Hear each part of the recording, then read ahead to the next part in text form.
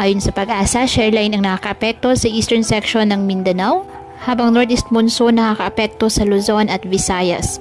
Wala pong bagyo o low pressure area na minomonitor ngayon sa loob ng ating PAR na maaaring makaapekto sa ating bansa.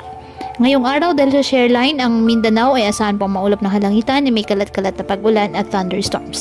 Ang Cordillera Administrative Region, Cagayan Valley, Aurora, Quezon, Marinduque, Oriental Mindoro, Camarines Norte at Eastern Visayas, asahan na maulap na halangitan na may mahihinang pag-ulan dahil pa rin po yan sa epekto ng umiiral na amihan.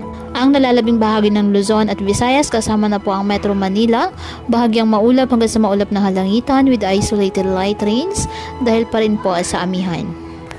Kaya patuloy po natin na pinag-iingat ang ating mga kababayan sa bantapon ng mga pagbaha at pagguho ng lupa at ugaliin na magdala palagi ng payong o kahit anumang panangga sa ulan sa tuwing lalabas ng ating mga tahanan. At yan po muna ang update sa lagay ng panahon ngayong araw. Muli patuloy po tayo na mag-ingat at palaging tandaan, God loves you. Stay safe and God bless.